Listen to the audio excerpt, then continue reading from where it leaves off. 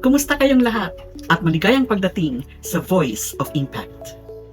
Ngayon, nasasabi kaming ipakilala sa inyo ang isang kahangahangang individual na nagmula sa puso ng San Jose del Monte, Bulacan. She goes by the name of Ma'am Elizabeth Liza Pagulayan. Marahil ay nakita niyo na ang kanyang pangalan sa inyong mga lokal na lupon o komunidad. Ngunit dito sa Voice of Impact, muli kayo naming ipakilala sa pambihirang personalidad na ito. Si Ma'am Liza ay bumalik sa spotlight para sa posisyon ng Barangay Kagawad sa darating na halalan sa Oktubre 30, 2023. Ang kanyang dedikasyon sa serbisyo publiko ay hindi natitinag dahil na dati ay nagsilbi bilang isang barangay kagawad sa komunidad na ito.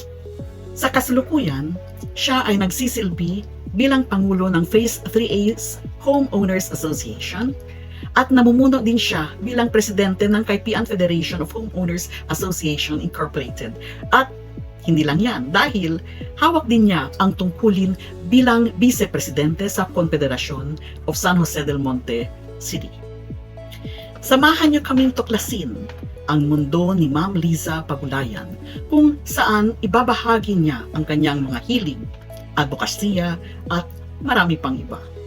So right now, I just nakapag-file na po ako ng aking Certificate of Candidacy running for Kagawad. I see. On the independent lang. Yes. Because sa grupo namin, napagkasunduan na ako na muna because only one slot in barangay. Siyempre, nandyan ang aming mga magagaling na kagawad na re-election list. I see. So one slot ang ang bakante. So we decide on our group na ako lang muna para hindi namin makalaban I yung see. re-election list. So this is for the election on October 30. Yes, I see. barangay election. Kasabay po ito ng Sangguniang Kabataan. Plus, sa San Jose del Monte, mayroon kaming plebiscite on Yes. the HUC to support the project of the ating kagalang-galang Congressman Vida Robles. Plus Yes. na ating magiting at masipag na Mayor Arthur Robles. Yes. Yung kanilang mga proyekto.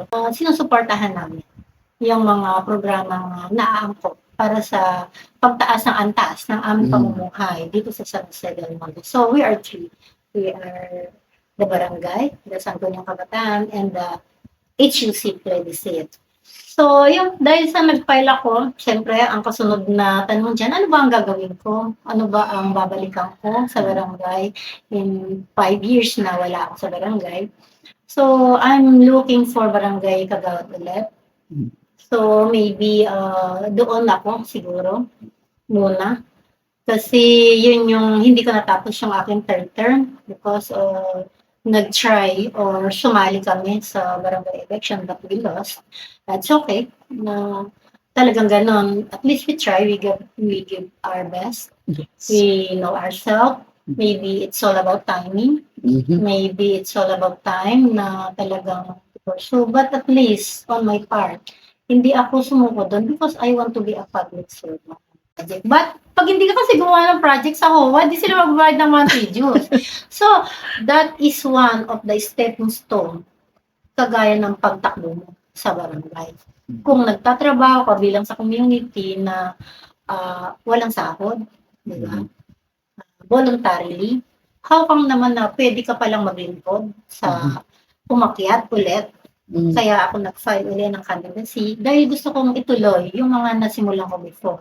At hindi lang ituloy, gagawa ako ng mga project na innovative. Lagi yung sinasabi, gusto kong gumawa ng mga angat sa pangkaraniwan, angkop sa buhay natin. Just like kung naisip niya ang HUC, wala nang HUC before eh. But ngayon meron na, di ba?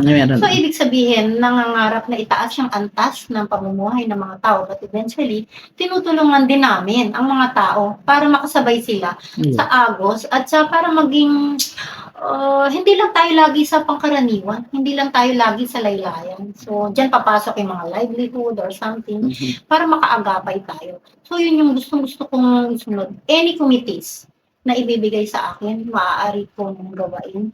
But paborito ko talaga ang social services. Gusto kong gawin ang social services. But any will do. Basta pag-aaralan ko yan, hindi man ako ganun kagaling, at least gagawin ko siya. So, sa pag-file ko ng candidacy. Sasabak siguro for October 30, barangay Yes. election. Good luck to me. Good luck po, Yeah, ma'am. good luck to me and 58. Really? Yes, I am 58 na. Kaya hindi ko na kailangan mag-take ng mga. Kailangan ko i-maintain yung health. You look good. Siguro sa Most probably because you're so bubbly, you're so full of life, you have so many things to talk about, you but love seriously life. on Yes. the other side. But very serious ako on all the fact na pinupunta ko. I'm so serious with it. Mhm. Gusto kong magkaroon ng legacy Yes. sa lahat ng aking pinuntahan. Just like Nice. kwento ko kanina. Mhm. Yung galing ako sa COA officer, Mhm. diba? Napunta ko Yes. sa vice president, naging presidente, naging barangay justice, naging barangay kagawad, and eventually I ran for the barangay captain, but now I'm running for barangay guard. Hindi ako nahihiya. Yes. Bakit ako nahihiya kung tumakbo akong kapitan at babalik ko? Gusto ko lang mag-service. I want to share my ability, yung natitirang yung life. Kung lifespan ko is 70, wow. Yes. Thank Why you, not? Lord. Ngayon, nagkaroon na kayo ng pagkakataong marinig na talakayin ni Ma'am Liza ang kanyang mga plano na ngayon ay puspusan na. Habang opisyal na niyang inihain ang kanyang kandidatura para sa Barangay Kagawad sa darating na halalan sa October 30, 2023.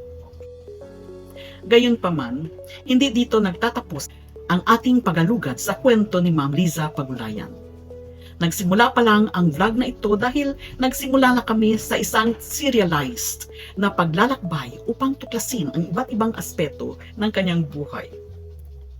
Sa pamamagitan ng aming patuloy na serye sa Voice of Impact, we will delve deeper into her passions, mga hilig niya, ang kanyang mga pangarap para sa komunidad at ang kanyang kahangahangang paglalakbay sa politika. Tiyaking mananatili kayong nakatutok para sa darating na bahagi, which is part 2 ng vlog na ito, kung saan patuloy naming inexplora ang buhay ni Ma'am Liza Pagulayan. This is your host, Judy Bello Fabian, saying stay tuned as we serialize the life of Ma'am Liza Pagulayan.